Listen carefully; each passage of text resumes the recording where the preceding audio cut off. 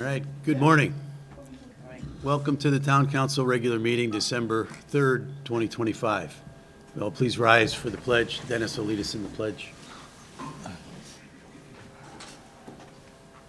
pledge allegiance to the flag of the United States of America and to the republic for which it stands, one nation, under God, indivisible, with liberty and justice for all. Thanks, Dennis.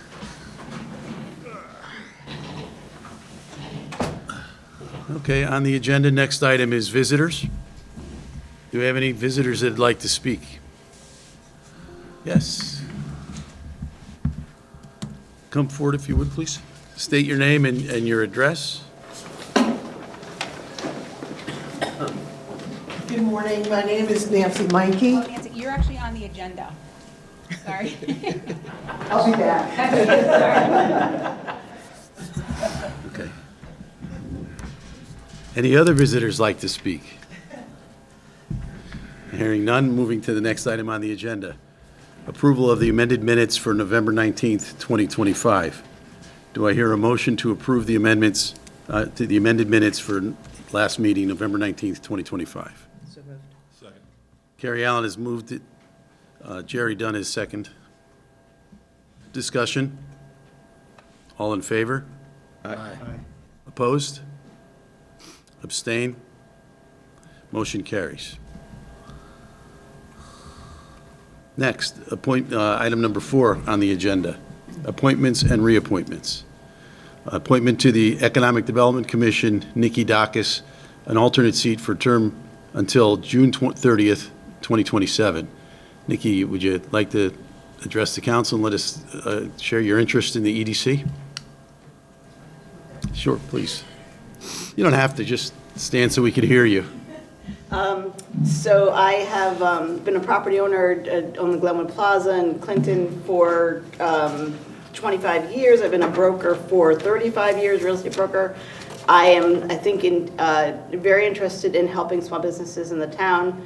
I see firsthand the problems that my small businesses at the plaza are facing, and I think there's things that need to be done to help them and other small businesses in town, and that's why I'm interested in EDC. Great, thank you.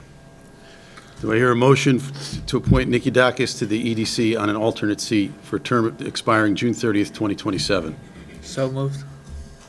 Moved by Chris Pasante, second. Second. Second by Carrie Allen. Discussion?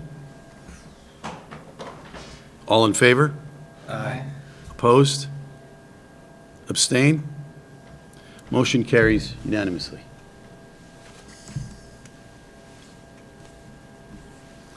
Next is the reappointment to the America 250 Committee.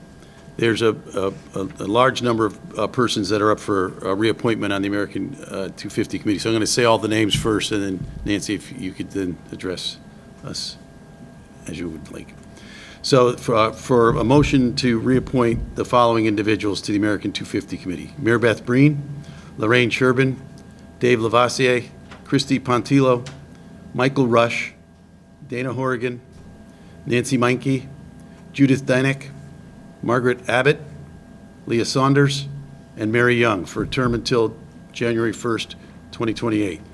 Do I hear a motion to reappoint those individuals to the America 250 Committee? Moved. Motion by Jerry Dunn, second. Second. Second by Brian Rocker Priori. All in favor? Aye. Those opposed? Abstain? Motion carries unanimously. Next item, order of business. Item number 5 on your agenda. Connecticut Surfcasters exemption request for an ordinance 194-4A and 194-5A for a 2025 holiday party. I guess we'll start with the motion and then we can discuss it afterwards. Is there a motion to approve the Surfcasters exemption request? I'll make a motion. Second? Second. Okay, Carrie Allen has made the motion, Brian has seconded it. Now let's have discussion. Discussion? I just have one question. Is this their first request? No, so I did look into that this morning. They did get one last year. Unfortunately, it did not make the agenda for last council meeting, which I apologize, I must have missed that. So the gathering is this evening, so I don't want the council to think that it was intentional. They were scheduled to be on the agenda last meeting, but it just didn't make the agenda, so I apologize to everyone for that. But it does bring up the conversation about the continued use of alcohol, and that's some concern, so. Didn't we make new rules? We did make new rules. This group, as well as the other ones who you've approved, have followed it. They've gotten the temporary permit through the police department. They get the additional liquor liability insurance. But I think that the goal overall is to wean away from having alcohol in town buildings. It is prohibited. BYOBs are prohibited. So I think that maybe further conversation could be had in the spring, closer to we get to the summer, where we have more events, where we can look at the groups that have come in front of the council asking for it, how long those activities have been taking place, and maybe do some kind of a grandfathered in and move forward with a flat out no. I don't know. It is an exposure to the town. There's not any town really that I know of that allows liquor in town buildings. Some of them don't even allow them in the fire halls. So it's something that the council has to decide on, if that's something that they want to get a little, we're taking baby steps towards it, but. As a council, we had discussed it previously and said our direction was to do less of it. Right? So we'll continue to do that. All right, any more discussion on this topic? All in favor? Aye. Those opposed? Abstain? Motion carries unanimously. That was item number 5 on the agenda. I want to go back to item 4 for a minute. I missed something that I didn't say to the persons that got appointed and reappointed. Congratulations. Thank you for serving.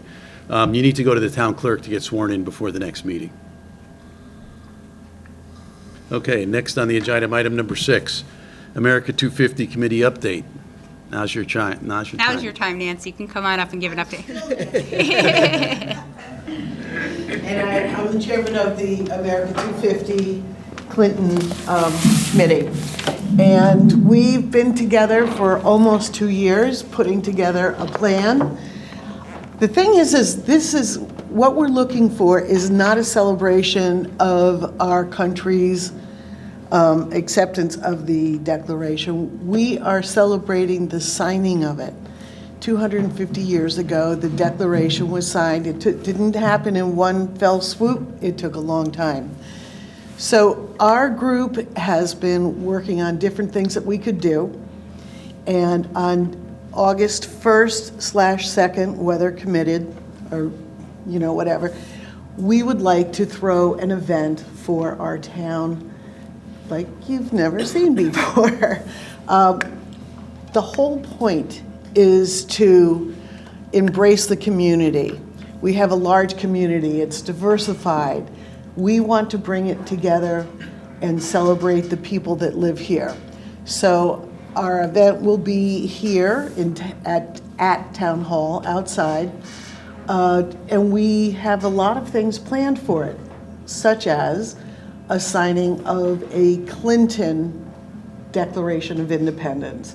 And anybody and everybody that attends any of the events will be welcome to sign this document. We have events that are going to go on in the school.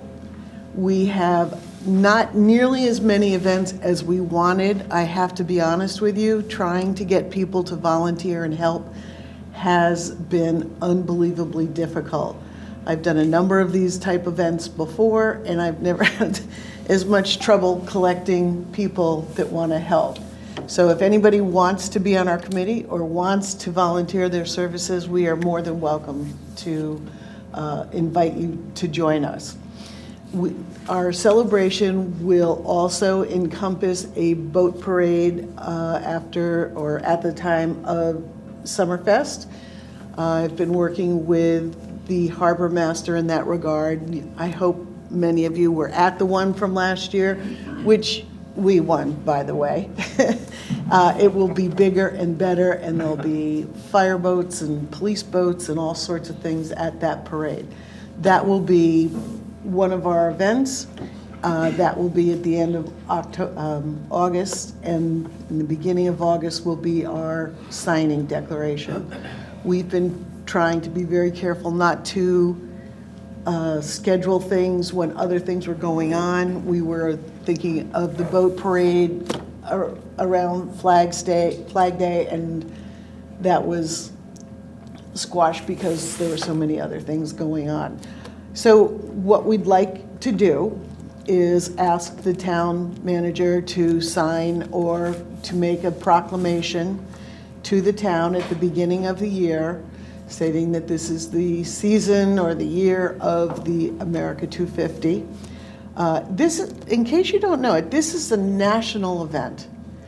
Every state, every town, every city, every person is asked to be part of this celebration. I think it's pretty amazing, and I'd like to see us all come together.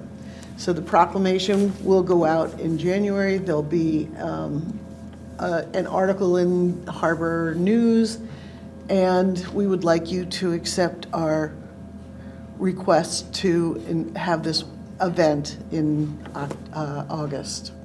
So Nancy will come back closer to the event when there's more of a formal outline and give the council again an update on the event and some of the activities taking place.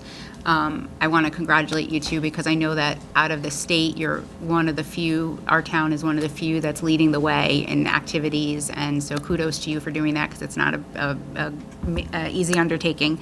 And we will continue to obviously keep the council abreast as we go along with this event.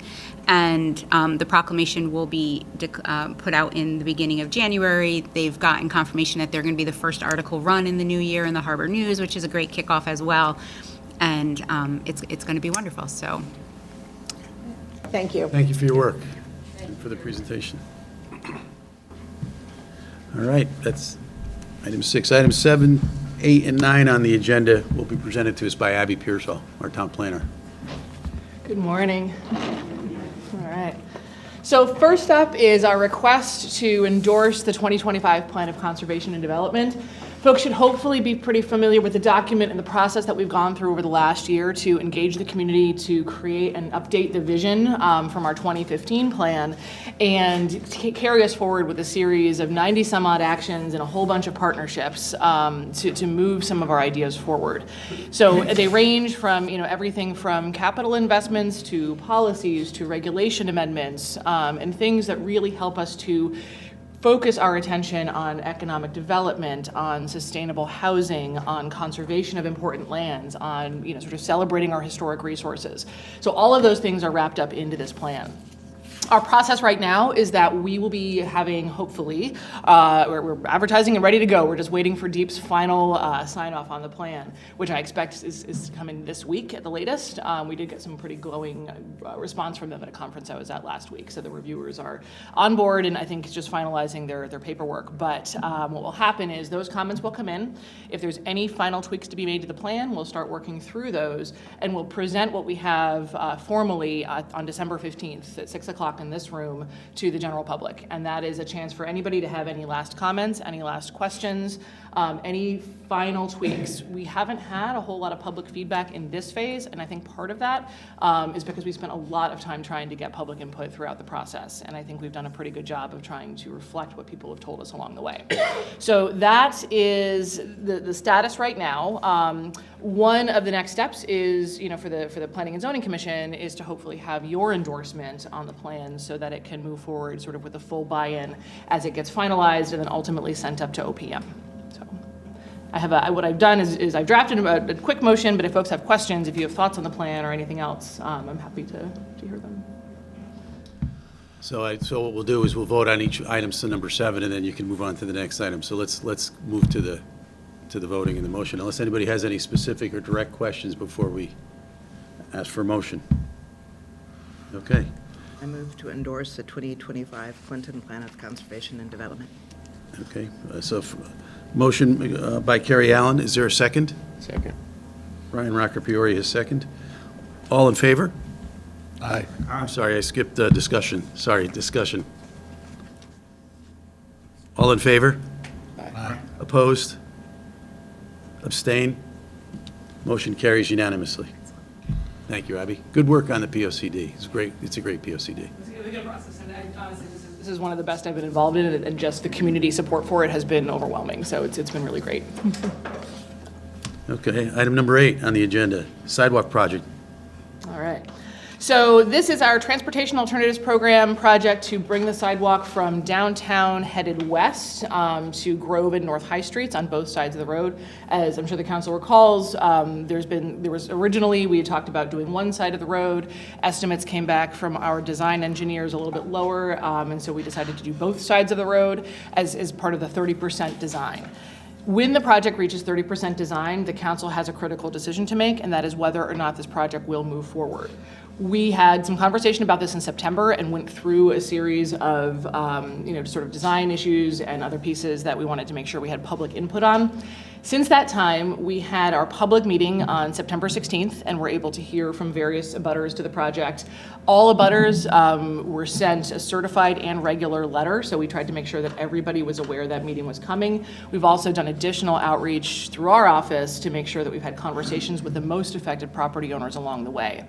To that end, there were 2 properties that were most significantly affected by the potential sidewalk construction. One is the mobile station on the corner of Grove, and one is 25 and 27 West Main. And so we've met with both of those owners in the field. We brought down DOT, we brought down the consulting liaison with DOT, Todd and I were both there, and we went through sort of a field-based solutions discussion. We think we've come up with alternatives that are not perhaps perfect, but are far better than what was originally proposed.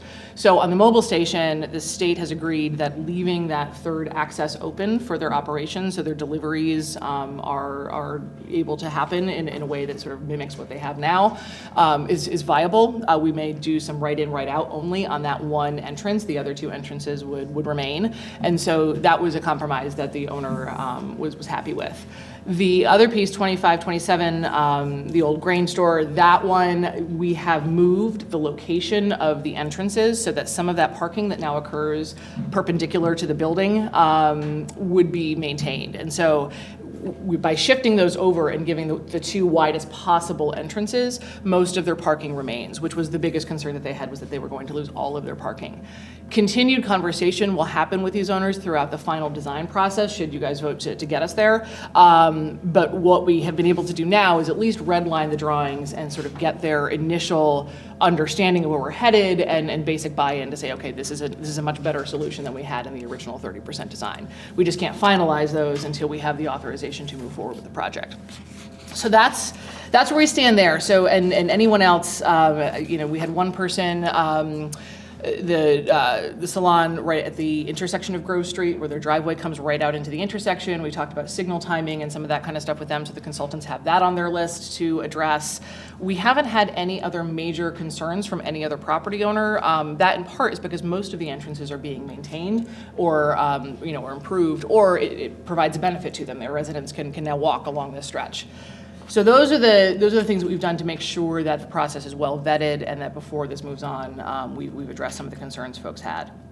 The other, so there's 2 pieces to this. So one was addressing the original 30% design, and the other piece is the potential for extra work. And we talked about 2 projects to potentially include in this, still at that 80-20 match. So the state pays 80 under the federal program, and we pay 20%.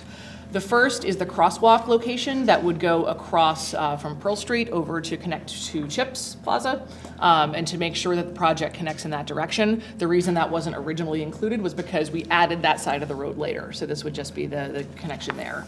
And the other piece is the drainage issue that we have along Route 1, sort of in between the Matt Cate Apartments and the mobile station, where during a heavy rain, we get that ponding that makes that side of Route 1 impassable. We have design money in here to address that at that 80-20 cost match, and then we can talk about how that potentially gets bid out in a future project once we get to that point. But in order to advance the drainage solution, it would need to be included as extra work now, so that we could bid it all out together. So the two projects, we pay, our final cost of this, it's around $74,000 for the whole design sort of piece of it for, to add those into the final design. The town's actual cost would be $1,808 for the pedestrian crossing, and our final cost after reimbursements would be $13,026 for the drainage. Then that is, again, to get us to final design. So what we've done, what I've tried to outline for you here is the sort of process and next steps. So we did the public comment period that closed on October 1st. We did additional outreach and discussion and drawing modifications with the most affected owners.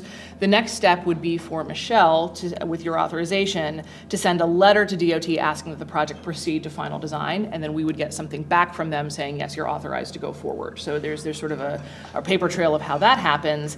And then the second part of this is the vote on whether or not that additional work would be authorized to be included in the final design for the additional cost. The potential motion that I wrote for you can be modified. I put both pieces together. If you want to take them together, great. If you'd like to take them separately, that's fine. But those are the two pieces. If the vote is not to advance to final design, then that is the end of the project. If the vote is to advance to final design, then we go forward with the expectation that we will proceed through construction, and that our future, any money that we spend from this point on, is contingent on this project being built. So we've talked about this a few times, but I want to make sure folks are clear on that. This is a good project, and it has a real potential to kind of both aesthetically and functionally help out with a lot of things in terms of access and movement to our downtown. So. Thank you, Abby. Abby, can I ask a couple questions, just money-wise, so that I am clear on all this? So we're talking about the design stage right now. The original project, forget about the design stage, to actually build it, I think we said was like $1.2 million. 1.4. What? 1.4. 1.4, and we've already put that money into out of the undesignated fund into like a designated area. So what about the two questions I have? What are we doing with we added the other side, which made sense with the 80-20. How much does that project cost, and have we allocated any money for that, or is that included in the 1.4? Everything is in the 1.4, and it's important to remember that this is a reimbursable grant, so as we go, that money is coming back to us. So the $70,000 or so for the design work, that will be the town's responsibility versus the whole design cost, which 80% is being covered through the grant. We've been submitting for reimbursements along the way, so that money comes back into the pot as we go. So it sort of works on a revolving basis. The other part of this, so of this 1.48 estimated cost, and again, these are estimated costs, we won't know the final until we go out to bid, about $296,000 of that would be the town's burden for the construction. So we have, so in terms of the money that's actually been appropriated and is sitting in a line, we can front that money and then get the reimbursements along the way. And I don't know if Bob has any other thoughts on the finances behind it, but. So just to summarize, that 1.4 should cover everything. It should cover all of the town's final costs, yes. Yeah. So that money is already set aside. All right. Yes, because we get that money back as we go, so it's. Yeah, I get that Yeah. part. Well, hopefully that happens, but yeah, I get that part. We have been, right? Yeah. We've been It's getting gonna happen. reimbursements, it's Yeah. been coming back. So that's good. What's the timeline between when we submit for a reimbursement and when we get it back? How long does it take? It's typically been. Weeks, I mean, it's Yeah. not long. It's not a long period. I work very closely with there's a consultant to DOT that helps to manage the process and make sure that we're hitting all of our deadlines. And so I send all of our reimbursement requests, get them pre-authorized, then send them to Michelle for signature, and then send them up. So it's a pretty smooth process to get it through. And So we were doing the north side, and that was $1.4 million, and now we've added the south side, and that only added $80,000?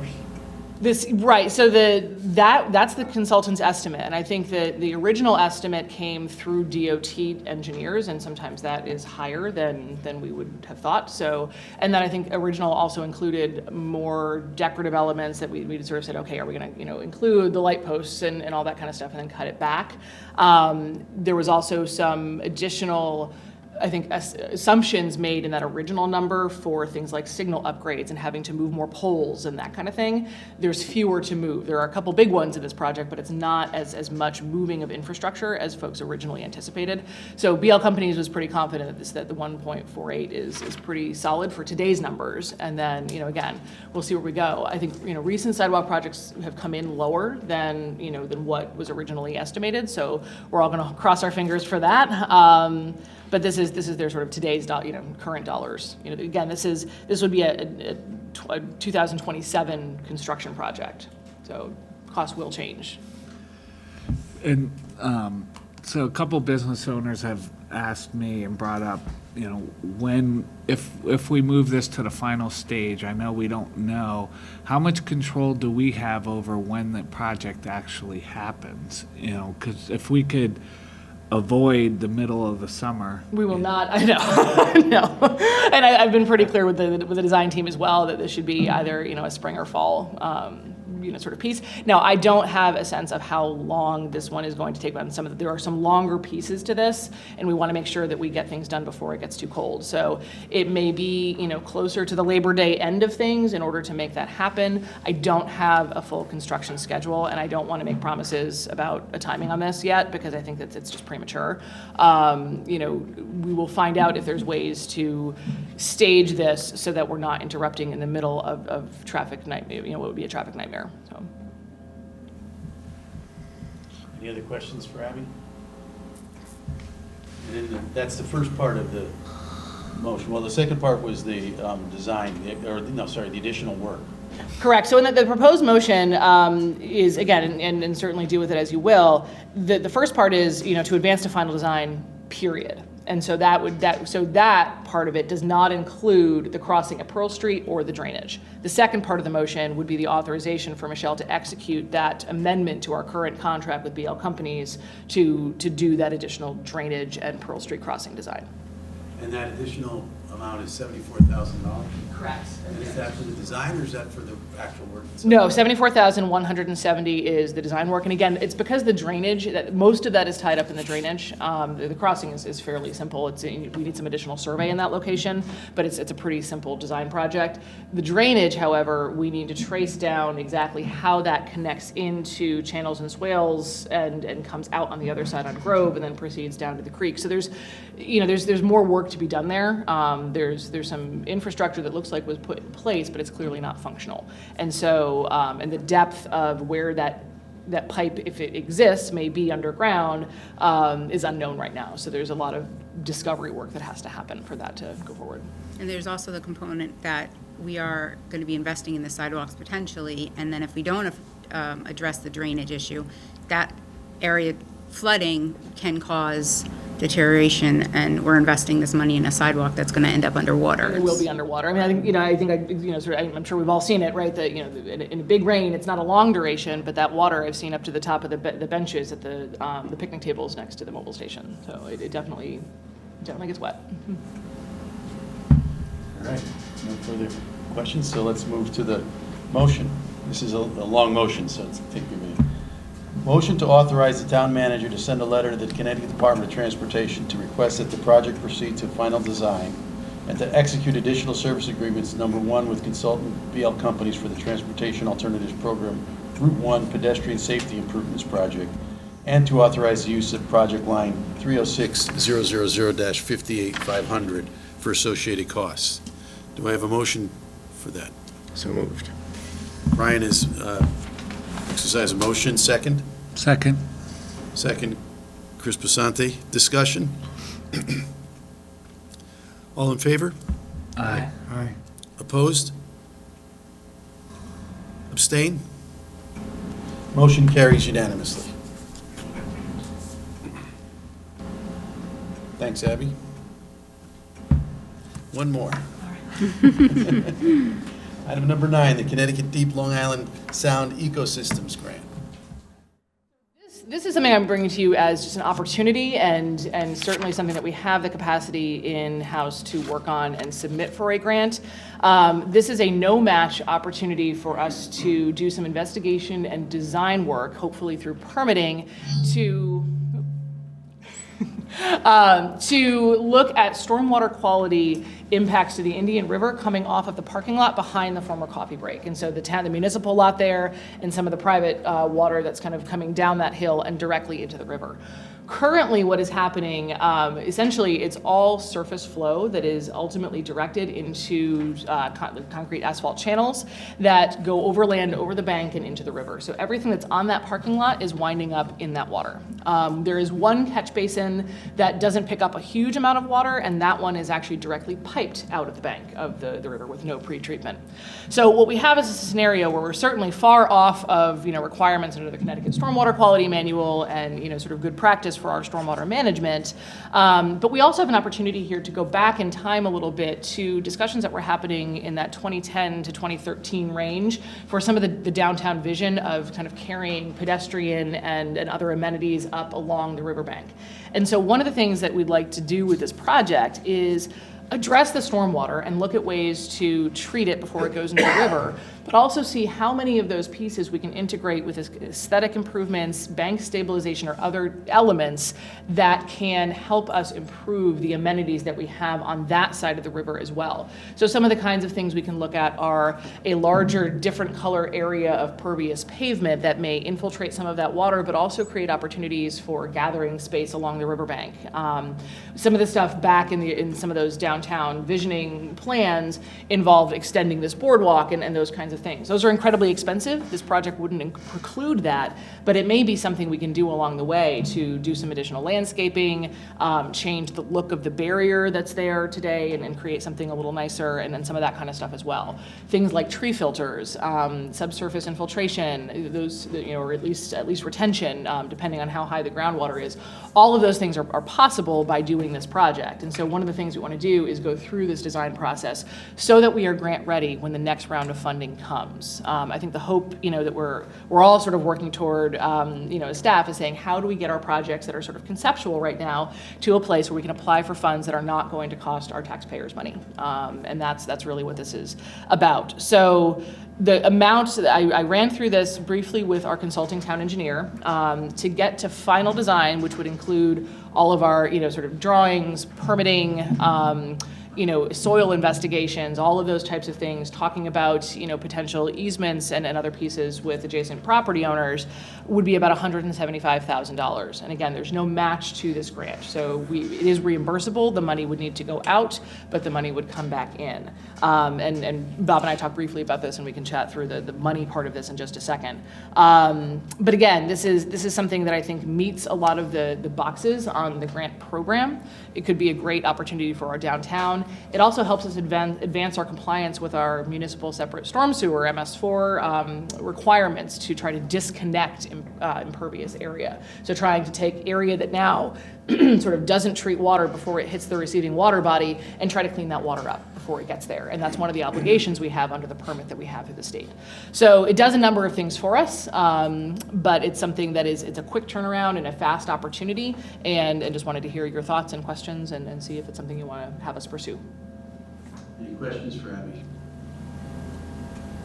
Greatly in favor of it. I've been there on the bank, I see the water coming down, I see the open pipe just spitting it out, and clearly that's not something good. I just want, for the sake of the beautification, to remind that there's a pollinator pathway there. If it goes, it goes, but they've been working on it for years. And that's towards the same idea. Right, and actually when they put it in, I told them that, hey, there's this potential conceptual project that may happen in the future if, we don't know where it's going to go, but could we then, take plants out, salvage them, and put them back into the plan for the next piece? So Sherry and her team were well aware, yeah. All right. Hearing no more questions, let's move to the motion. Do I hear a motion to authorize the town manager to apply for a Long Island Sound Ecosystems grant in the amount of $175,000 for the Indian River Green Stormwater Infrastructure Project? Carrie Allen has moved. Second? Second. Chris Basante is second. Discussion? All in favor? Aye. Opposed? Abstain? Motion carries unanimously. Thank you, Abby. Great work. Item 10 on the agenda, Economic Development Commission Consultant Update. Mr. Krupp, welcome. So Dale's here. As everyone knows, that, okay, thank you, Chris. Have a good day. When we had ARPA funds, the council approved a portion of that to be used for Dale to come in as our consultant to work with our EDC and economic development initiatives as a town overall. He's been instrumental in the growth that we've shown, and also with our fairly new, he's not really very new now, Alan Felgate, our economic development coordinator. So when Dale came on board, the intention was to hire someone, and he has now been training him as well. So I couldn't have asked for a better teacher for Alan to learn about economic development or to enhance what he already knew. So the council has asked for an update, so his time is coming to an end with that funding, and Dale's going to give an overview of what he's done and what he has put in place moving forward. So I turn it over to Dale. Very much. Good morning, everybody. I've met with a few of you. You've come to some of the events. So as Michelle said, I started part-time with the town as a consultant in, I think, September of '24, somewhere around there. And using the ARPA funds, and my time will probably end the end of January, the way it looks right now. No matter what, at the end of January, no matter how it works out. And again, the idea was to build capacity, both at the EDC, and I knew Michelle wanted to hire a part-time economic development coordinator, which you definitely need. I wasn't able to be here, obviously full-time, but part-time to be able to work on those things. Really to bring direction to the EDC and to work with eventually Alan, who was on board. And during the time at the EDC, there was a lot of change. Okay, John Allen retired from the EDC. Was it 10 years at least? Yeah. Yep. And then there were a lot of like temporary chairs, and then you had a lot of people leaving the EDC and a lot of people onboarding the EDC. And what is the EDC's role? What are they supposed to do, really? And my focus with them was to really just keep the ship steady and to onboard those people. I talked to a lot of them individually on the phone, spent time with them on Zoom calls to just make sure that they understood their role. I do a lot of training around the state. What's the role of the EDC is sort of a topic. And I did the same thing with the Clinton EDC. So eventually now they have a permanent chair, but that's only very recently. So I've been working with them right along to keep them going, and there's a lot of changes going on in the town. And my focus wasn't only downtown. It was my mantra with the EDC was that the downtown is certainly the primary focus, but there's the rest of the town, larger properties. What are the strategies? And you have changes going on in the town with the chamber and so forth. So this continuity was really important, as it turned out. I went to every single EDC meeting, maybe one I missed in the whole year and a half. We developed the Connecticut Main Street program, which does focus on town. But at the same time, I tried to maintain some of the things that were going right and well with the EDC. You had the Downtown Visitation Program, DTOP was the acronym for that. And now Alan's trying to integrate the goals of all the hard work that was done by the EDC prior to my time into the Connecticut Main Street program, because they're very similar. I think there's like 84 goals with the DTOP, visits to businesses downtown, and 83 goals with Connecticut Main Street, and a lot of them overlap. It's everything from, picking up the garbage to better signage and marketing and things like that. So we basically tried to keep things going and not do double work, doing the same thing with two different kind of initiatives. I tried to bring in developers to meet with Michelle. We did that a few times, and some pretty big-time developers. Constantly engaged on the Unilever site with the owner of that. Still engaged with that person. With this complicated matters of taxes and so forth with that person on that property, we still try to maintain some kind of a civil relationship, because that's a really important project for downtown if that could ever get to its potential.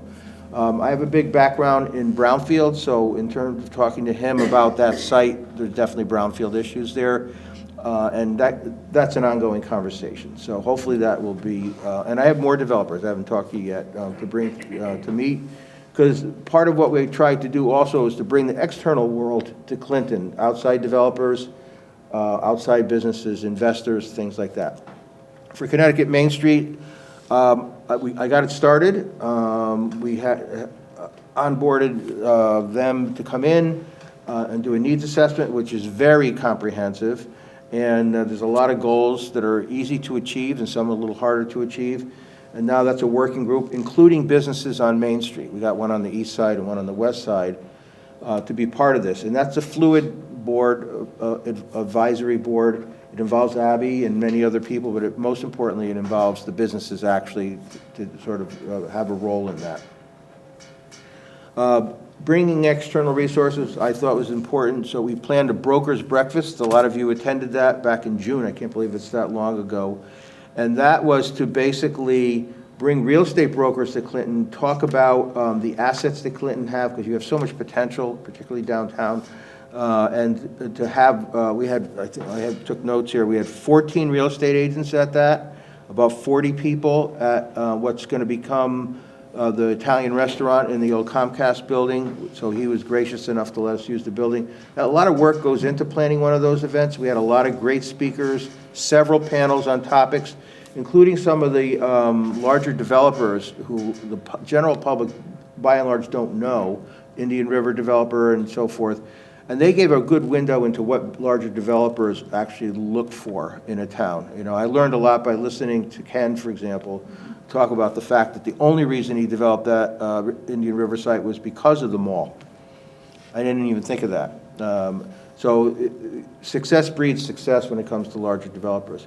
For Connecticut Main Street, I took a complete inventory of all the properties. There's a whole spreadsheet of information about contact information, as well as a research project to document who the owners of all the shopping centers are that surround the downtown area, because you have to stay in touch with these investors. A lot of them are either owned by pension funds or they're larger LLCs in New York City or whatever, but you have to have contact with the asset managers, so you never want to be caught not knowing why a business left a particular, it happens in the industry, but you also want to always be on top of it.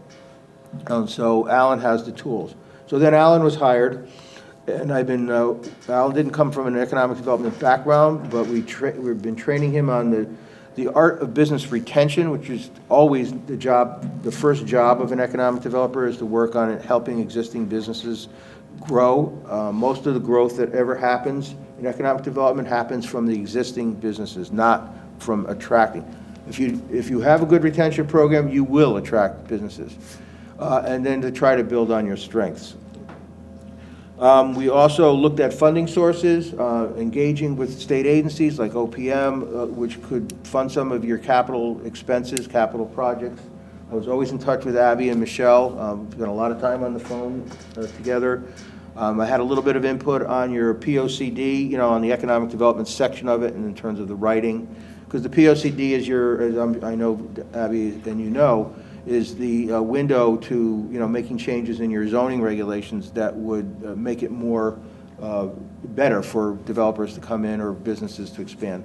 And then, you know, some of it was my own wisdom. I've been in the field for 40 years. I was a economic developer in a town for 21 years, and I've been a consultant ever since. But I do know that it's important to, you know, build on your success. You have a lot of buildings downtown that could be repositioned with changes in your zoning regulations to go a little bit more vertical, create more density downtown. And there's a lot more things I could cover, but I'm mindful of your meeting. Going forward, I'll probably wrap up my time, at least under this agreement, at the end of January. We're planning another breakfast. January 27th is the target date. It's going to be on small business finance and technical assistance. We already have all the speakers, including Lindy, by the way, from the state. We have a great panel of 5 or 6 from all the SBA-related lenders. Liberty Bank will be part of that because they're downtown. They're right downtown. And, to talk about their perspective, I think we're all set. We'll be doing a save the date. I'll be working with Alan on getting that out very soon, like next week, because before you know it, the holidays will be over and it'll be first week of January. And so that's going to be a great event. These events take a lot of time, though, to put together. It won't be as dramatic, probably, as the Brokers' Breakfast. It'll be in this room, I believe. And it'll be bagels and coffee, that kind of thing. And it'll be lenders on technical assistance. The agenda will be for them to each present. I will lead a discussion, we'll take audience participation, and then we want to leave time at the end for people to go up and talk to them. I find when I plan these events, when you bring in experts, if they all just run out the door at the end of the panel, you really didn't achieve your goal. So, maybe, Connecticut Investment Corp will be over there, and somebody they like what they heard, and they can go over and talk to them. So that's pretty much a wrap-up. We've been very busy with that, and the last thing I'll say, Mr. Teskey, is that, I wanted to leave the commission in solid condition, the EDC. Now you have a permanent chair, John May. You have basically a full commission. I saw you have an alternate you added today. At the last meeting that I attended, they approved a work plan. I won't call it strategic plan because I think that, tends to be too much thinking and not enough doing. And so a work plan on what they're going to do in the short term, medium term, and long term in terms of actual tasks that the EDC are going to work on. And that will be more business visitation outside of downtown because you have larger companies that need to have somebody come and talk to them about their needs for growth. And they just approved that like 2 or 3 weeks ago. And that should last a couple of years. And it's a plan that could be amended at any time. It's a work plan, it's a guide, it's not a formal, like the POCD document. But I find that if an Economic Development Commission does not have some kind of a work plan, they drift. And then people leave, and then you got a chair that leaves, like exactly what happened. So I think we've righted the ship and made it, solid for the future. That's it. Any questions for Dale? Can I ask a favor on your way out? Not today, is what I mean, I guess. Could you leave us with strategies as how to deal with developers who don't develop? Question number one. And number two, you speak of our potential, and we all talk about our potential all the time, but you're a professional, and could you address the potential you see? Address the potential you see in town, Clinton, specifics?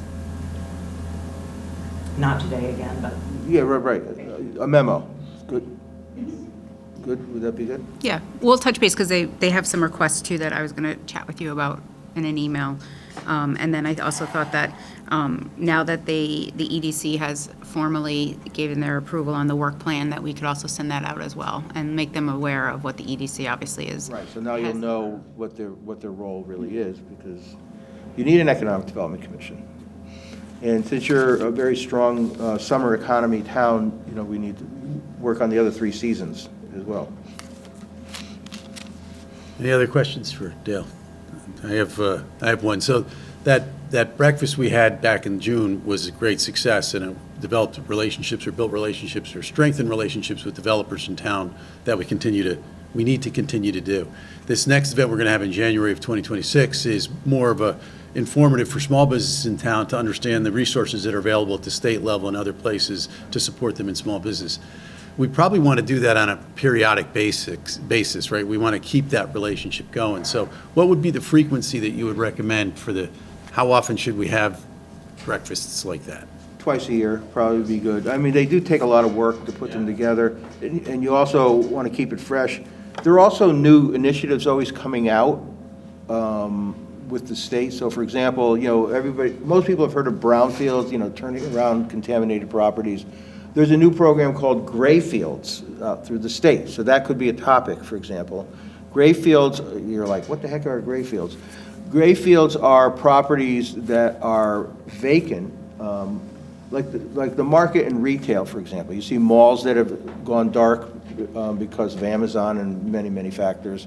And what do you do with that space now? Some turn them into pickleball. But the whole idea of Gray Field program is going to be state funding for turning around properties that are vacant. A lot of strip centers in not so much in Clinton, but in other towns, you see strip centers that used to be retail that are vacant. What do you do with them?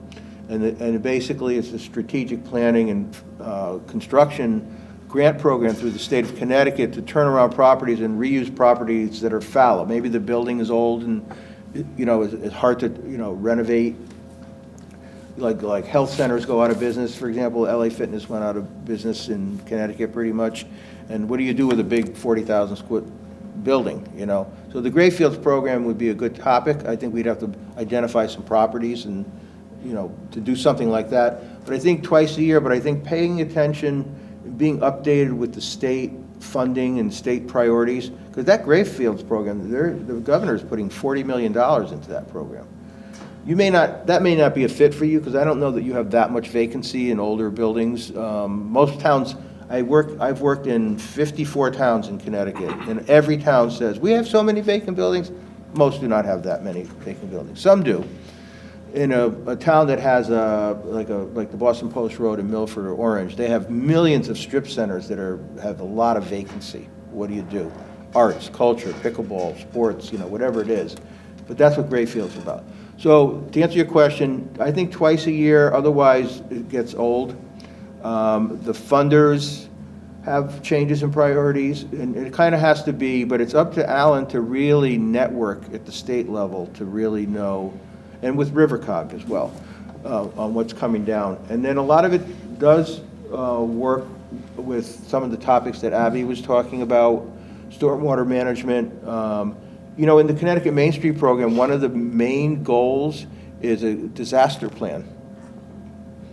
How do you help businesses if there was, you know, God forbid, a flood because of a hurricane or something like that?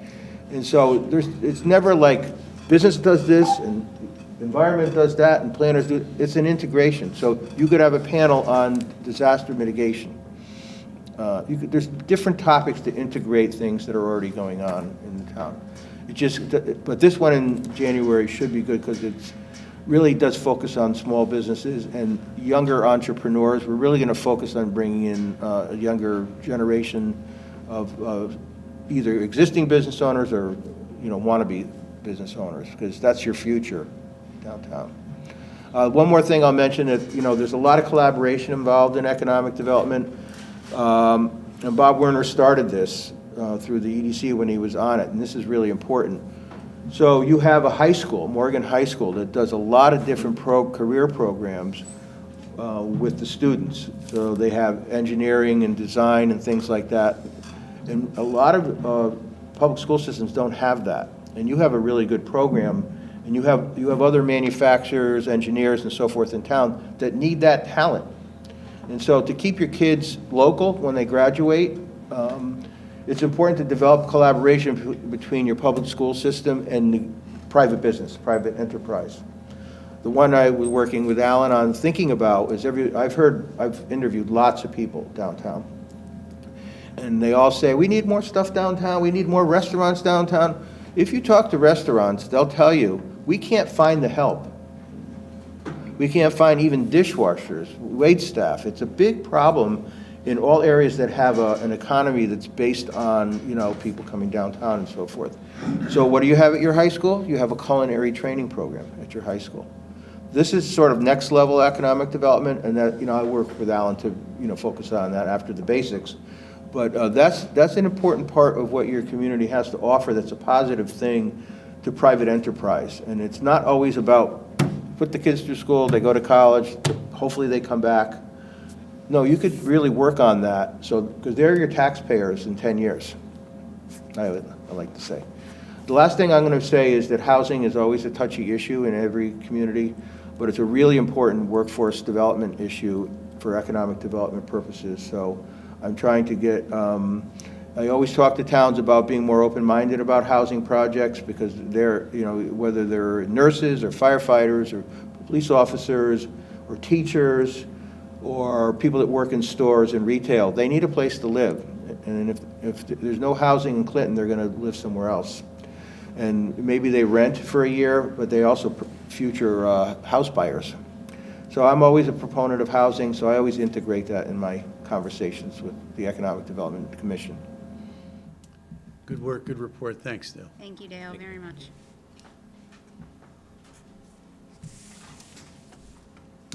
Very good. Moving on through the agenda. Item number 11, Town Manager's Report.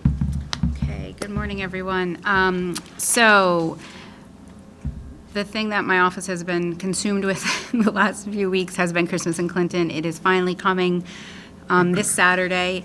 I have to say kudos again to the incredible team and the members of Placemakers who, without them, this would not be taking place. We have at least 17 businesses right now that are going to be actively participating, doors open, offering things from hands-on crafts to sweet treats. Those are businesses that are actually participating. Other businesses will be open, but these are ones that are identified on the map to encourage individuals to go in to visit, spend a little time, and there will be some kind of a hands-on or a sweet treat there to keep them in that store for a little bit. So that's going to be fun. We also had to put some more interactive activities in the auditorium. So there is a schedule for children. There is going to be, I believe, some instruments and some guided. There's a magician. There is going to be a woman who does hula hoops and just all hands-on activities with the schedule, so parents can come sit with their kids and their kids could get involved in that. The green room, this room is obviously, as you can see, has been transformed. This is going to be having hands-on arts and crafts for kids. There's going to be the Placemakers selling their anchors, a bake sale, free coffee. Unfortunately, we did not get the sign-ups that we had hoped for the gingerbread house and the pie contest. So unfortunately, this year we won't be having it. It was a good attempt, but we may try again next year. I'm not sure, but we've reorganized things. So every space in Town Hall will be festive and have something to offer the community. Pearson is going to be have bounce houses, a donut truck, and then we put a lot of the commissions down there that have tables to share the information about what they do. The Shellfish Commission will be there, the Lions Club giving out free hot chocolate as a place that while their kids are playing on the bounce houses and using the interactive sports activities, the parents can walk around and interact and maybe learn more about these commissions and boards and might decide to become involved in that. So I encourage everyone to come. Again, it is Saturday the 6th. It is from 2 to 5 here. In the morning, Joel School is having their craft fair starting at 9. Across the street, they're having their craft fair at the church. Santa will arrive at 5-ish, and he will light the tree, and then he will go into the auditorium, and families and their children are welcome to take pictures with him as well, and that will be after 5 o'clock. But we wanted everyone to know that the activities and hands-on stuff will wrap up around 4:30. So I encourage everyone to come. The forecast is looking to improve. I don't think a few snowflakes would be awful because it will add to the festive feel, but it's going to be great. And if you have a chance today, walk through Town Hall. It is fully decorated. We did put a little investment in getting decorations and doing that because quite frankly, we really didn't have much, and it really changes the mood, and it is quite beautiful. So I encourage everyone to come. The clerical union contract is at the final stages of an agreement that is scheduled to come to the council at our next meeting on the 17th for their review and potential ratification. We've been very busy with ribbon cuttings, which is a great thing. These businesses are popping up faster than we can actually coordinate it. So we have a ribbon cutting tomorrow for Toy Hunter. It moved into the Chips Plaza, and he relocated his business from Old Saybrook to Clinton. So that is, he's right next door to Clinton Insurance. That is at 10 o'clock tomorrow. You all received an invitation. And then the Monday on December 15th at 9 o'clock is Yale New Haven Health Urgent Care, the old mattress store in Indian River, which I have to tell you is getting huge press. I'm seeing ads pop up on my Facebook feed from Yale pushing, which is great for Clinton. So I expect a big turnout for that ribbon cutting as well. And I think having a hospital of that magnitude selecting Clinton to come for an urgent care is bringing some well-deserved attention to our town. So that's great. I know that I owe everyone here a copy of the Indian River tax abatement breakdown. We do have one, but with the revow that just came out, and Bob's been trying to work on an estimate of what that would look like under the new revow with an estimated mill rate. He is redoing that. So I will have a complete breakdown for you for our first meeting in January, along with another matter regarding Indian River that I'd like to meet with you all about, so that you'll get that whole thing. And that is all I have right now. Great. I'm very busy. Could I, Sure. I appreciate all the hard work you've done for Christmas in Clinton. One thought, and, you know, I'm not trying to come in and add extra work or be the guy that comes in late and with an idea, but one thing that's happened with me and my family, and I've heard other people say it, is they don't know where to go. So they come down, they get out of their car, and they're like, what should I do? You know, and there's not too much harm with them wandering around aimlessly. There's, you know, that's sort of the point, but I don't know if there's a way to, you know, give a map or a sort of a printout that says, here are the participants, you know, not necessarily on social media, but, you know, a handout or something. So the way it's advertised, it's Town Hall is pretty much the hub. We've created, when you walk into this front of Town Hall, there is a big sign that's standing with maps that people can take, and we also created a QR code this year, so people can scan the QR code on their phone, and it will take it to them, take it right to the map so that they can see where they're going. And, you know, it's hard for signage, honestly, because it's expensive too. I mean, to create signs to post along the Main Street area. But we advertise it as Town Hall as like the starting point. And like I said, we have those, like, it's not a kiosk because it's not electronic, but there's a board with a whole bunch of maps they can pull and the QR code. So we're taking steps. And we'll, hopefully after this event, we can get some more feedback and see if, and we also, I'm sorry, we also have, are getting all the maps and QR codes to all the 17 businesses participating, so they're on their counters.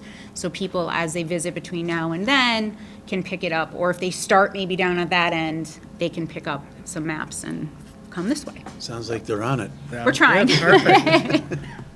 Not easy, job. but we're trying. Any other questions? I have one. Sure. When it comes to that update about Indian River, Okay. I didn't really want to know how much it was going to generate in money. Oh, I really want to know what year we were in, percentage-wise. oh, okay, then, so we do, I mean, that was a simple question I asked 6 months ago. okay. And that's all I wanted to know, because people are asking me, are we into 20%, to 40%, to 60%? That's all. Well, Not what it's gonna create, because I didn't expect that you would know based on reval. I just wanna know, Okay. so I could tell to people intelligently, because quite frankly, I have forgotten what year we're in. And I can get you that by the end of the day today, Dennis, but they're not, it's all not one. So it's broken down by property. So it's not that whole parcel is in year 2 or 3. It's Starbucks is on its own, they're at a different year, then Big Y is at a different year. So where they fall within that 5 years, each individual building is. The So, way I understood that thing was, it wasn't by property. It was by what year the guy opened, right, or got it going. so they identified And those he properties. started to reap in whatever he's doing, rentals from whoever it might be. That's when his thing started. In other words, we gave him a year of building, getting ready, so we just taxed his property. And we just waited and said, but the first year that you actually have something open, it starts a business, from then on, it's the 20% to 40%. I don't think it was based on, well, I apologize. Panera Right. is gonna come, so we have to wait for them to come before we get 6%. That wasn't the way the deal was set up, Okay, I believe. so the way the properties are identified are by the anchor store. So they're not so much property addresses. So the Starbucks, right, so when I'm saying to you that Starbucks is on what this year, it is that parcel, and we just are identifying it as Starbucks because it's easier to identify, because they opened earlier than Madison Furniture versus Big Y. So we just use those as identifying markers when you look at the breakdown of when they got occupied and when that tax abatement went into effect. So I can get you that, but we expanded by the funds that are going to be generated, so we can see in Just that. want to know the percentage. Okay, well, that wasn't clear, but I will Whether get it's that. 20, 40, 60, 80, because after 5 years was my belief, when we signed all these contracts, is after 5 years, we would receive 100% taxation on that property. For the structures that are there, yes. There you go. Correct. Whether it's, I don't care who it is, Starbucks or Okay. Dunkin' Donuts or anybody else, but after year 5, we start getting 100%. I just want to know what year we're in. Okay, I apologize. I thought you 20, wanted 40, to correct 60, me. 80, 100. Okay. we That's will all. get that. We'll send that out today. Any other questions from Town Manager's report? Hearing none. Moving on to item number 12, Chairman's report. That would be me. So there's a couple of items that were left over from last meeting and one new item, so I have a total of 3 items to discuss. In our last meeting, there was a discussion about the council providing strategic guidance to the town manager via a subcommittee with regard to next year's budget. This idea was offered in a spirit of collaboration. We've requested and received a legal opinion regarding the roles and responsibilities and public disclosure requirements with the town council and the town manager. The legal opinion will be shared and will be attached to the minutes. It was received.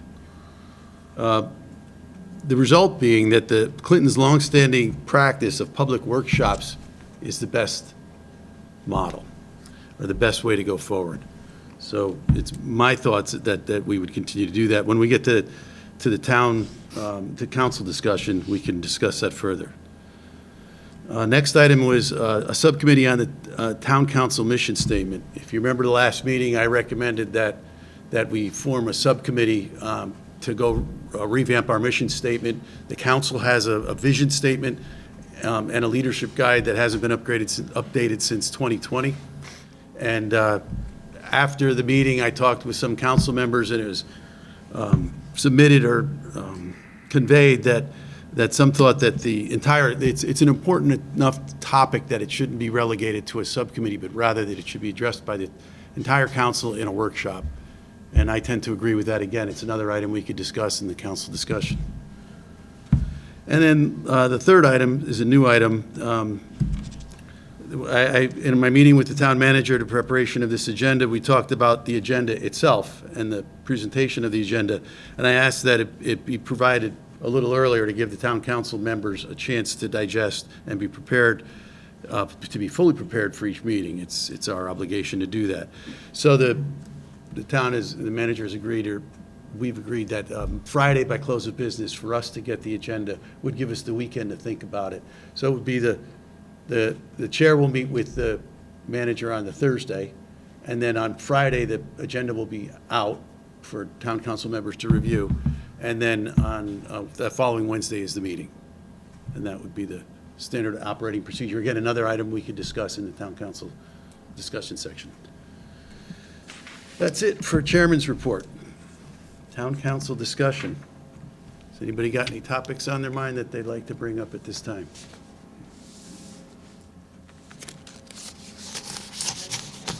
Mary, Michelle, everybody in town hall who's done so much, because Christmas in Clinton really matters to the town population. And I know that there's been back and forth on dates, but I think that people will be very happy with what is provided. Have you, I'm sure you've thought about the future. Is it going to go towards placemakers? Placemakers has agreed to do it.